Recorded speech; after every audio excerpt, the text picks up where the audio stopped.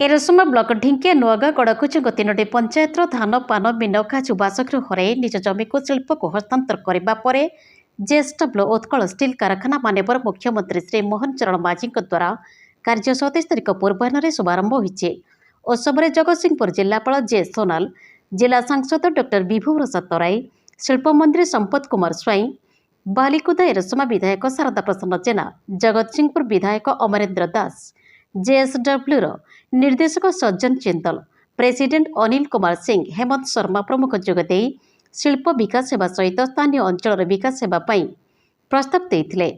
मुख्यमंत्री मोहन चरण माझी कहले पारादीप एक इंजीनियरिंग कॉलेज सेवा सहित उन्नत ट्रेनिंग दि स्थानीय युवक युवती को नियुक्ति सुजोग दिज्व। नूतन मेडिकल स्कूल परिवेश वृक्षरोपण कर सबुबले लोकों सुविधा को अग्राधिकार दिज्व।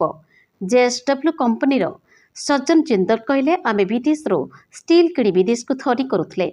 आमे जगन्नाथ निर्देश रे ढिंकिया चारिदेश पारादीप ठारे प्रकल्प करी समाज विकास रे अग्रगति करिबो।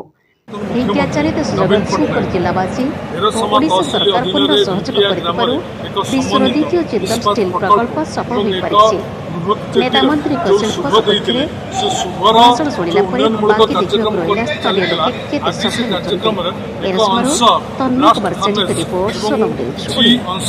आज मुख्यमंत्री शुभ देले तेणु कार्यक्रम 2024 मसीह एग्रीमेंट सरी 24 मसीह माननीय पूर्वतन मुख्यमंत्री नवीन पट्टनायक शुभ देते। बर्तमान मुख्यमंत्री उक्त कार्य को त्वरान्वित करने आज परिदर्शन करते इति अवसर में किसी से शुभ देते। बर्तमान सरकार कहले कि पूर्व सरकार ओडावासी जानते तेमे भी भल कर जान ओडावासी पचारे से उत्तर देते स्थानीय लोक